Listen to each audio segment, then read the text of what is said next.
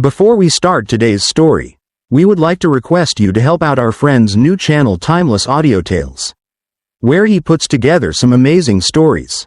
The link is in the description box, so please visit the channel and hit the subscribe button. Now let's start with today's story. Nathan is my name. I found myself at the age of 38 when my marriage fell apart. My union with Sophie endured for nearly 6 years. We decided together that having children was not the path for us. Sophie, with her pixie-like black hair, was a tempest of feelings. Her temper was a volatile force, perpetually bubbling just below the surface, akin to a volcano poised for the faintest disturbance to unleash its fury. I cherished her deeply, right up until that one pivotal moment. The journey had stretched on for what felt like an eternity. After 6 years in the military, I was finally returning home, discharged due to a decision that would change my life forever. After revealing a senior officer's unethical behavior, which involved pressuring a junior female officer for sexual favors in return for career opportunities, I was asked to leave. The situation was managed with great precision, as the military police and provost marshal worked diligently to ensure both my safety and the integrity of the investigation. In the wake of it all, my choice certainly caught attention. I received a promotion, advancing 2 grades, along with a full disability pension, which ensures my future is secure, albeit arriving much sooner than I had expected. At 24, I discovered an unexpected fortune, a 7-figure, tax-free reward from the FBI for my involvement in the investigation. Yet, alongside wealth emerged a sense of uncertainty. In an instant, I found myself without a job, having left the military, and facing an uncertain future. A JAG officer, who had been instrumental in guiding me through the entire process, suggested that I consult with a reliable financial planner from my hometown and maintain a good lawyer on retainer for any potential future complications. He even provided me with the name of a firm, recommending that I consider their services for protection. The trial of the senior officer and his accomplices unfolded with remarkable speed. They received their sentences, yet the entire case lingered in a veil of mystery, with my true identity hidden behind the alias Sergeant John Doe. This was all undertaken to protect me from the threats of retaliation, an essential measure considering the prominent nature of the scandal. Years later, I found myself on the brink of a new chapter in my life. Yet the shadows of the past, dark, perilous, and laden with secrets, loomed ever close. And on that day, I understood the profound shift that was about to unfold in everything I believed I knew. I had just disembarked from a red-eye flight that took me from San Francisco to Grand Rapids, Michigan. Arriving at 7:30 a.m. I hadn't informed anyone of my exact arrival time. Unsure of when I would be back, I hurriedly gathered my gear and checked my bag, heading towards the taxi stand when, in my haste, I almost bumped into a woman, causing all her bags to tumble off the luggage cart she had set them on. Flustered, I hurriedly offered my apologies and started collecting the scattered bags. In a spirit of kindness for my oversight, I volunteered to assist her in loading them into her car. She chuckled gently, graciously accepting my proposal. I introduced myself, and she reciprocated, sharing her name as Sophie Smith and, unbidden, revealed that she was 22. She inquired if anyone was coming to meet me, and when I mentioned that I hadn't informed anyone of my arrival time, she kindly offered to drive me to my parents' house. She reassured me it wasn't an inconvenience, saying, "Actually, I'm on my way to my aunt's house, just 3 blocks from here." With a sense of gratitude, I accepted. As we drove, our conversation flowed, and I discovered that Sophie had recently achieved her nursing degree, successfully passed her licensing exam, and was on the verge of interviewing for an emergency room nurse role at a nearby hospital. I shared with Sophie that I had recently completed my service in the Army and was uncertain about how my experience as a supply system coordinator would fit into the civilian job landscape.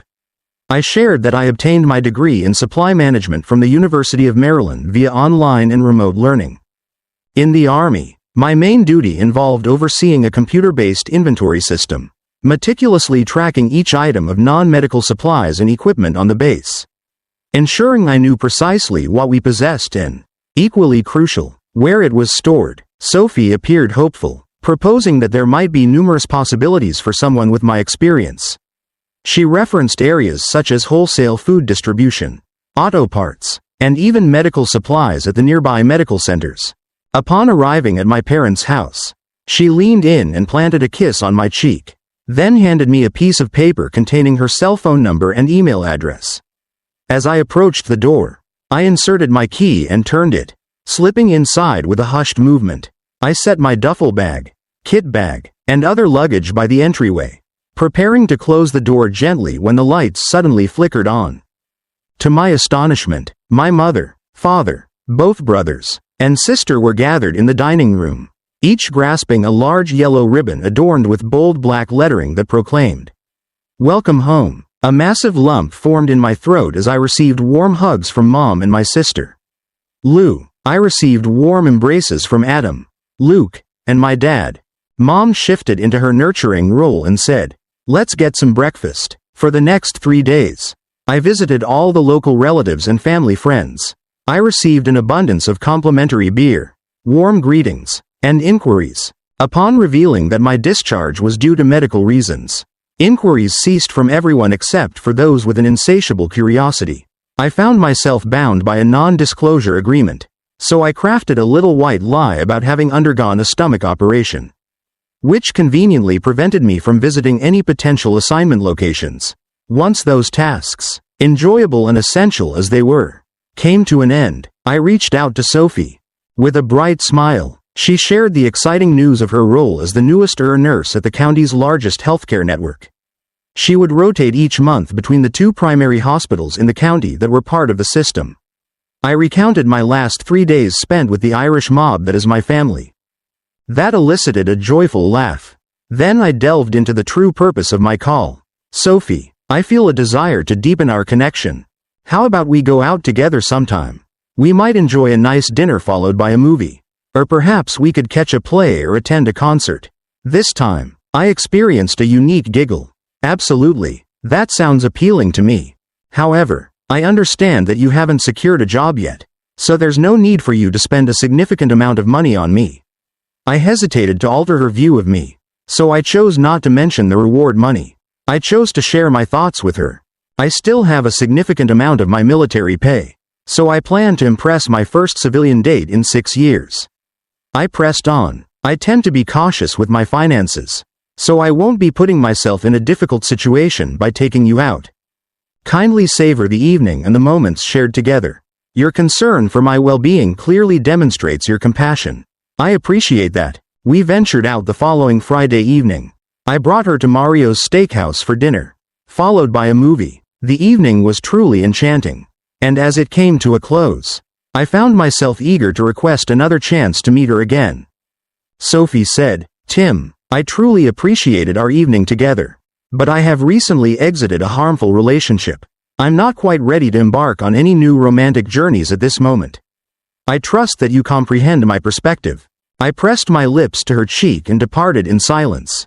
I reflected on what I might have changed or what actions I could take in the future to prevent this from occurring again. I sent her flowers along with a note expressing how much I enjoyed the evening and my hope that it could happen again. I embarked on a job search, but before diving in, I consulted the financial advisor suggested by the JAG officer. Jean was a pleasant woman in her mid-30s. She reviewed my bank balance and promptly advised that the most effective way to safeguard my assets was to establish a trust fund. She clarified that the trust could be set up in a way that would protect it from any lawsuits or judgments. It might also be arranged in such a way that, should I marry and subsequently divorce, my spouse would not gain any advantage from the trust. After reflecting on her words, I inquired about who would be the most suitable person to establish the trust. She suggested the same law firm that the JAG officer mentioned.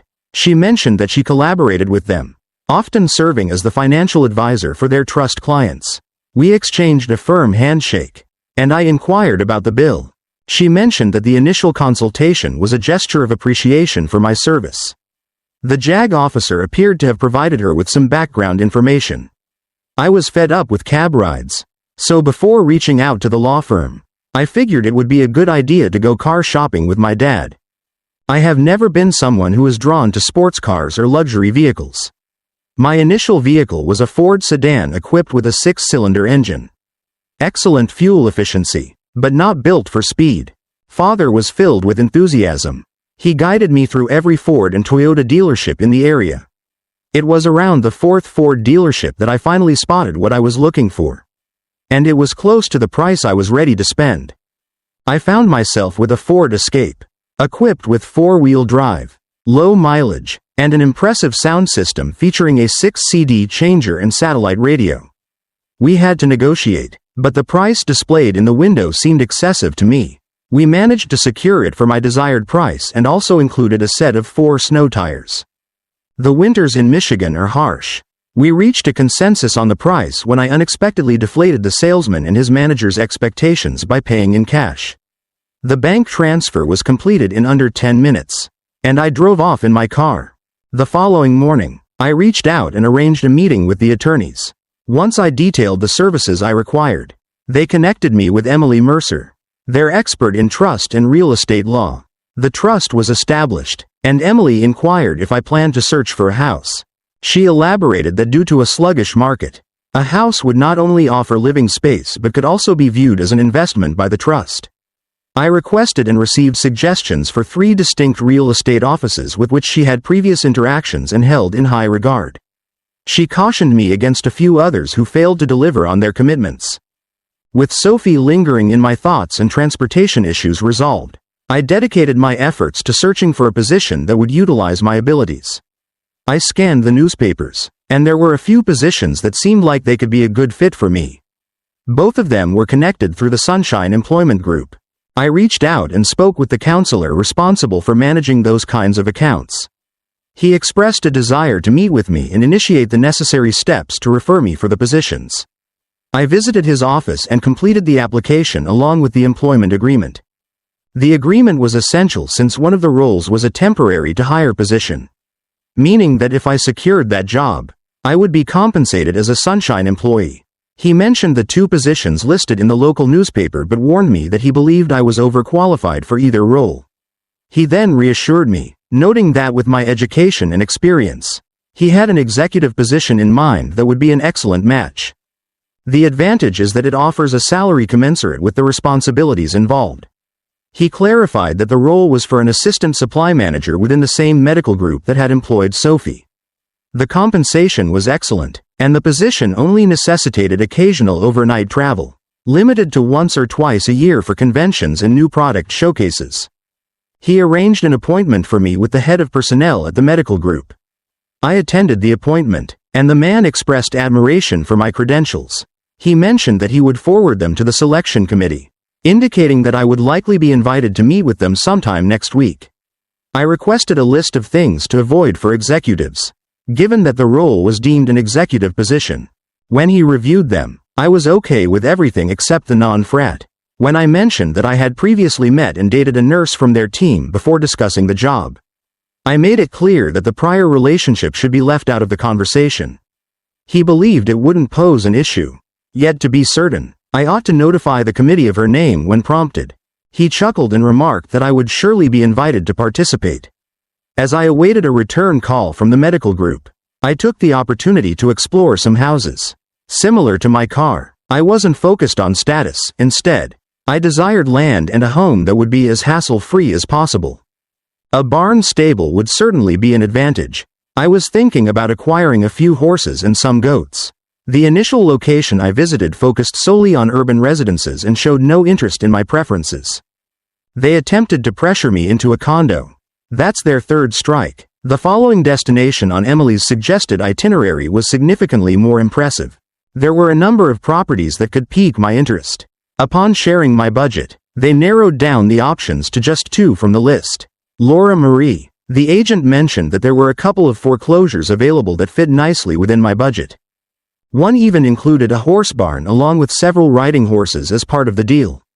I suggested she reach out to anyone necessary to arrange an appointment to visit the horse farm and one of the other properties she recommended. Later that day, she returned my call and inquired if I could join her at the horse farm at 9 o'clock the following morning. I concurred. Then she remarked that the bank wants this removed from their records. The elderly couple residing there is on the verge of losing their home due to unpaid bills. An offer could be submitted based on that information. 2 unexpected features await. a 3-bedroom guest house and an extra 30 acres of woods that were not included in the brief listing. We encountered Vivian and Elena Caldwell, the elderly couple facing the loss of their home. Elena shared that although they were just in their late 40s, the loss of the husband's factory job left them unable to afford their mortgage payments. They attempted to sell, yet the sole offers would have left them with no funds to secure a new home. They continued to hold on to the hope that the husband would secure employment and that they would discover a suitable place to call home.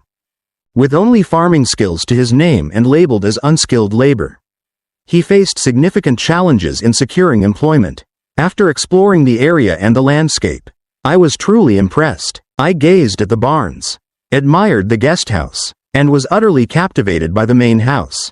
The horses approached me with the innocence of children, seeking treats and gentle pats on their noses. I conversed with Laura under the pretense of wanting to inspect the barn once more. She proposed a price to present. I returned with the proposal to set that price based on my ability to secure a live-in property manager. Laura's eyes sparkled with excitement as she exclaimed, "You're planning to present the guest house and the management positions to the current owners, right?" Captured. However, with a single adjustment, everything from equipment and furniture to animals is included in the agreement. Furthermore, if she proves to be competent, I will extend the offer to Elena for the position of cookhousekeeper. I pressed on. The funds can be secured for the bank within 48 hours of the agreement being finalized. That earned me a surprised look from Laura. I clarified the details of the trust fund and mentioned that when she prepares the offer, she should set the price 10% lower if Vivian and Elena do not accept my employment proposal. We returned to the bank representative and expressed that I needed to discuss with Vivian and Elena the implications of my offer being accepted. The banker shot a peculiar glance and remarked, "They are out of the equation. The bank has initiated foreclosure proceedings, and once we navigate that through the courts, they will be required to vacate the premises." I became defensive. "Laura, we will not be proceeding with an offer with this individual as the representative. Should the property be available at auction in the next 30 days, we will place a bid on it." With that, I made my way to the door, gesturing for Vivian and Elena to follow along. The bank representative stammered, rendered speechless after I had just instructed him to leave me alone. The people joined me, and I inquired whether they believed they could reside in the guest house while serving as my employees.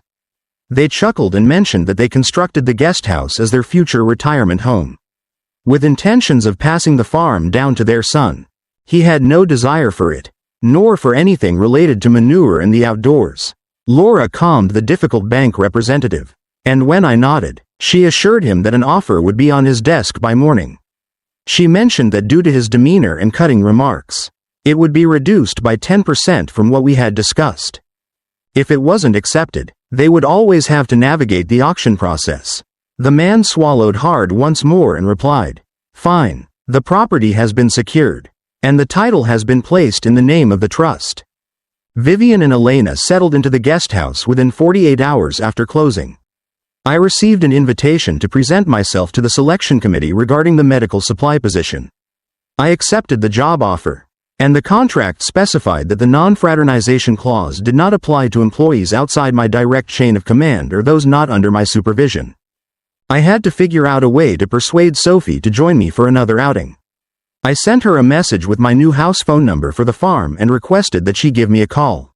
She did, and the first thing she said was, "I've changed my mind. I thought about the great time we had when we went out.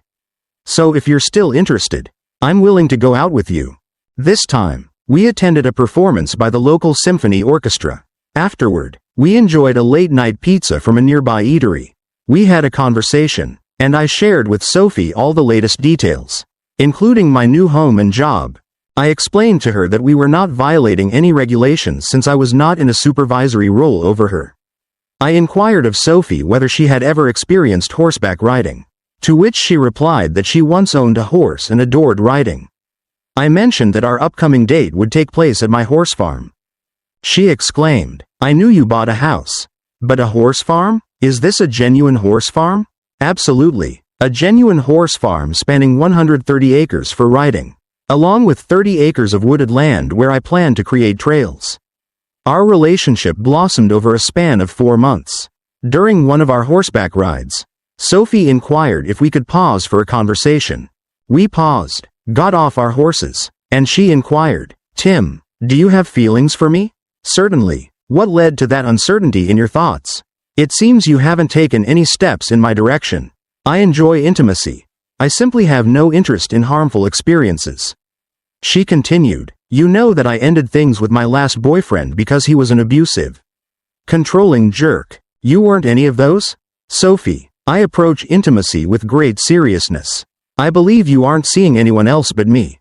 Though I haven't requested that level of commitment from you. Is that something you desire?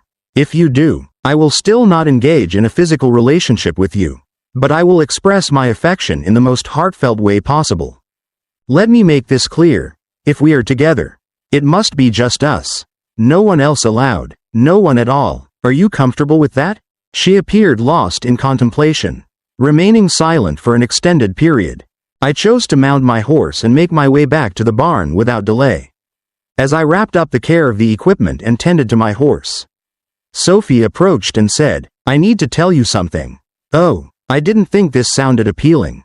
Feel free to share with me." "One of the doctors asked me out, and after dinner, we went to his place and became intimate." She paused and gazed at the earth beneath her. "Unfortunately, there's nothing I can do to alter that situation. However, that renders your request for intimacy irrelevant. I cannot engage in intimacy with you while you are involved with others romantically and physically." I was preparing for a passionate outburst.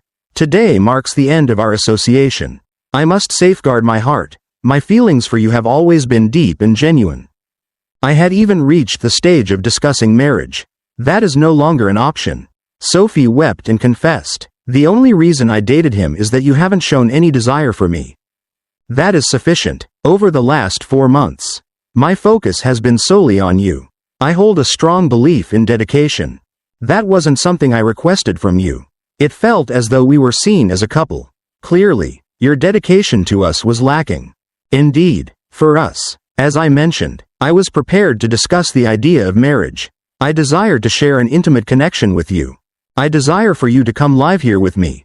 And I wish for you to be my wife." I continued onward. "You may have confused the absence of aggression with a lack of desire. I understood you had recently come out of a difficult relationship, so I chose not to press the issue. Now, I won't have to. Your actions reveal that your intentions diverge from my own. From this point forward, I wish you all the best in life. It simply won't be alongside me." Sophie released the rein she had been clutching, stepped out to her car, and drove off into the distance. I attended to the horse and its equipment. Upon entering the house, Elena inquired whether Sophie needed to depart. She didn't have to go. Yet she chose to. Today, she revealed that she wasn't prepared for my commitment and had been seeing other people. Elena placed my dinner before me, and I consumed it, yet I couldn't describe what it was. I entered my bedroom and drifted off to sleep.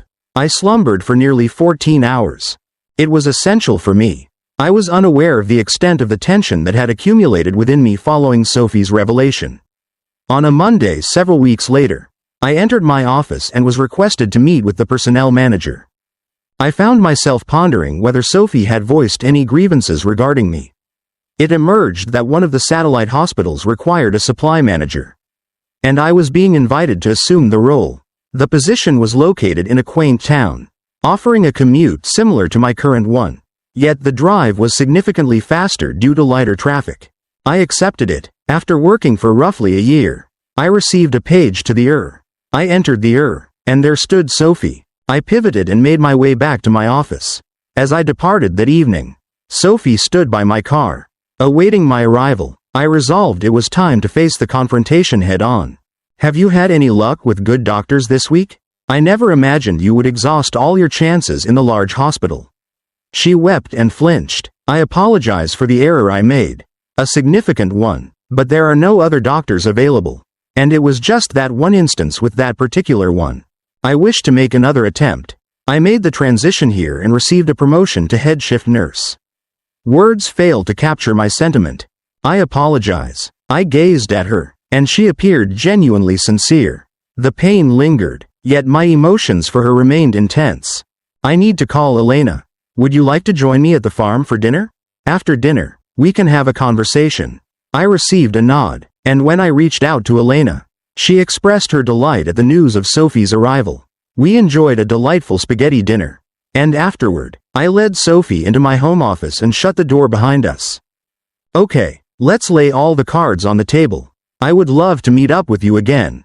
My guidelines are set, yet there are certain things I require from you. Do you find this appealing? Absolutely. What do you require from me? She appeared uneasy. First and foremost, if we reunite, you will exclusively date me.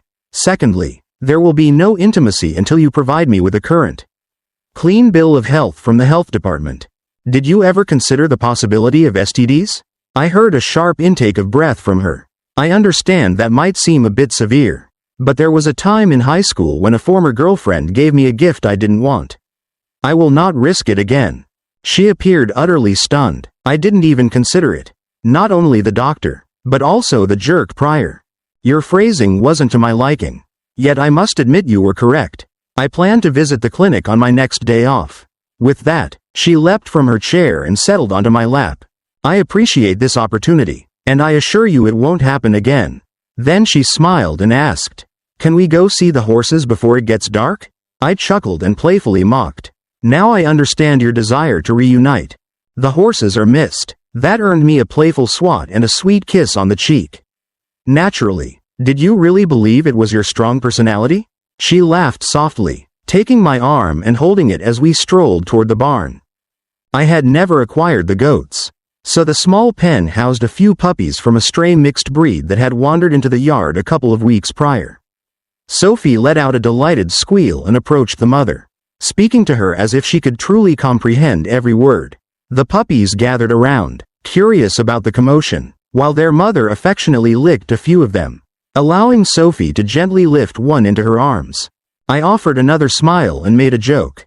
Now I've slipped to third on the list. Equines, canines, and myself. That earned me another swat after she returned the pup.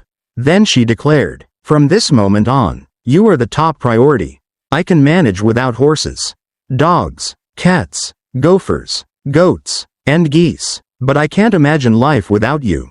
That marked the beginning of the revived romance. We were both dedicated to the new relationship. Sophie visited the clinic and to her dismay, she discovered she had a case of the clap. Once everything calmed down and the health department concluded their investigation, it became clear that the doctor was the donor and was aware of this before he entered Sophie's bed. He faced termination and was subsequently sued by multiple nurses as well as his spouse. Indeed, the dishonesty was coupled, and his spouse had financed his medical education. She left him in financial ruins after the divorce. I found a deep appreciation for the charm of the small town and the tranquility it offers. I enlisted the assistance of a nearby farmer to aid Martin in sowing my fields with alfalfa hay and oats for the horses' nourishment. He skillfully managed the crops, ensuring I had ample feed to assist him with winter provisions for his dairy herd. Sophie and I kept seeing each other, and now our relationship included intimacy. We got engaged right before I turned 31. Sophie caught me off guard by proposing a prenup before I had the chance to bring it up myself. She possessed a trust fund that her grandmother had bequeathed to her. We concluded that having children was not in our plans, as both of us preferred to focus on our professional pursuits. We tied the knot, and for our honeymoon, we ventured into the Australian outback. It was wonderful. Upon returning to the farm, life found its rhythm, since we both worked at the same hospital and followed a similar schedule. We commuted together each day. Sophie possessed her own vehicle, yet she reserved its use for those days off that didn't align with mine. Approximately 3 years post-marriage, Sophie received an offer for a role in the main office of the hospital group.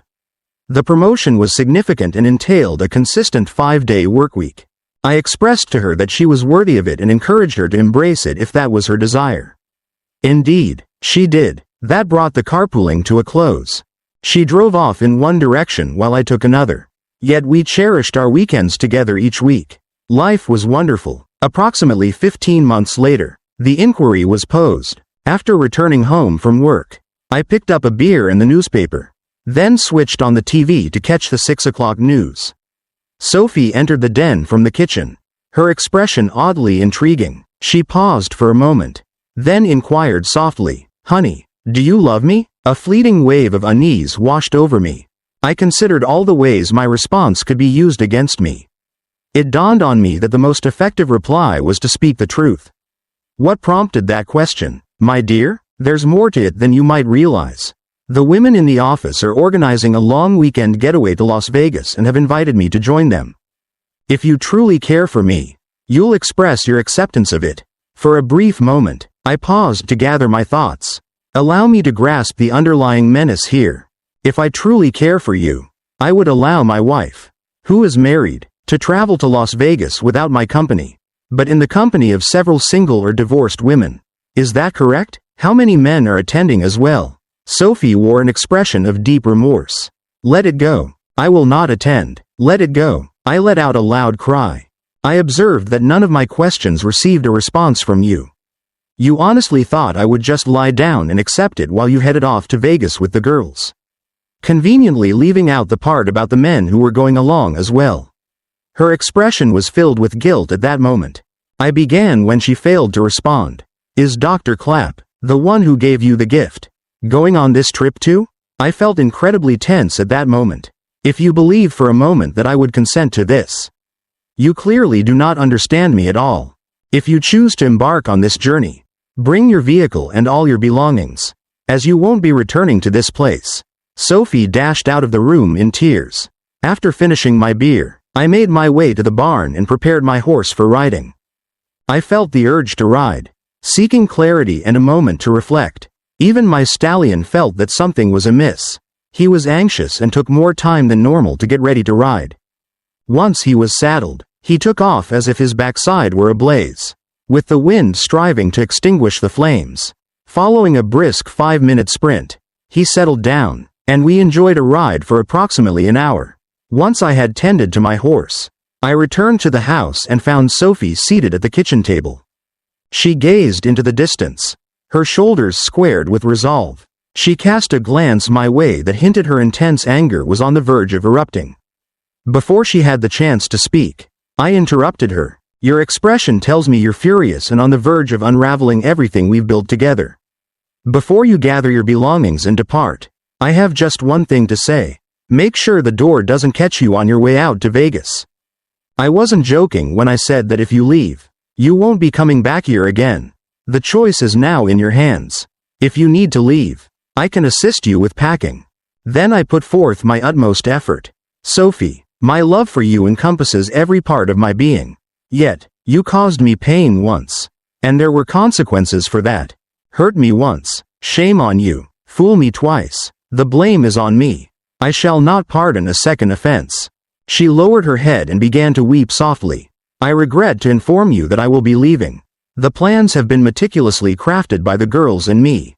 A pause is essential. My affection for you knows no bounds. However, once this concludes, I will ensure that I never take any action that causes you pain again. Is that assurance as reliable as the initial vow to never cause me pain after you betrayed the doctor who treated you for that infection? If that's the case, I find it hard to believe. This has been forcefully presented to me. Here is my response. The divorce papers will be prepared before your trip. Is that satisfactory to you? I wish to avoid a divorce. I'm looking forward to a getaway with the girls. Do you not see that? It seems that you have yet to address the question regarding the doctor's attendance as well. Did you? I also do not wish for a divorce. However, if you board that plane, the divorce will take place. Are you following me? Indeed. She wept. I see. I won't attend. Provide a response to the inquiry. What is the count of women and men? She murmured. There existed a scheme involving 3 additional girls and 4 physicians. What's the point? Were you considering being unfaithful in our marriage? Just as you were unfaithful during our relationship. Oh, perhaps planning isn't necessary after all. Perhaps you've already crossed that line. Sophie's temper surged forth, no longer contained. Indeed, I have. As you say, it has already been cheated. I have been sharing my nights with him almost since I started the city job. He doesn't express his affection for me. He takes advantage of me. Are you content now? She went on from there. Your country lifestyle, gentle lovemaking, and small-town mentality leave me feeling quite frustrated. I desire to return to the city and embrace a more thrilling lifestyle. I mentioned that to you before.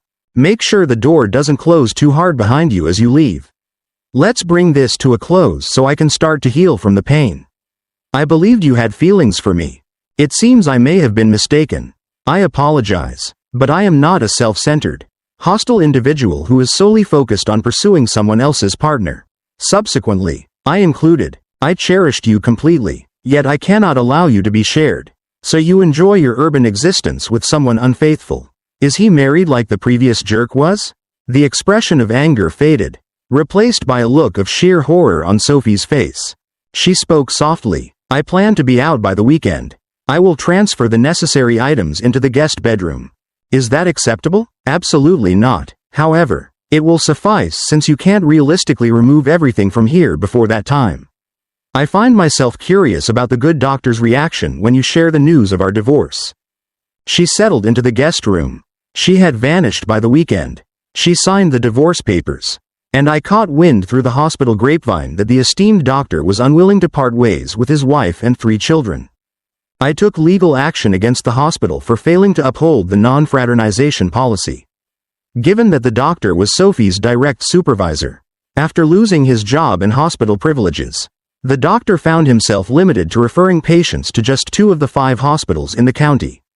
Sophie chose to resign instead of facing termination and departed from the town.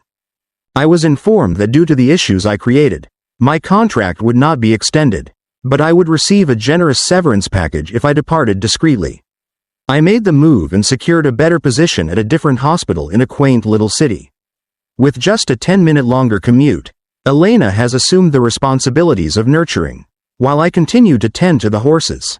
I now have a larger hospital to supply, along with more horses, several cats, all the dogs, and even goats. Sophie hasn't reached out to me, despite the fact that I'm aware of her current location, Las Vegas. Dear audience, we invite you to share your insights in the comments below. Remember to like, share, and subscribe.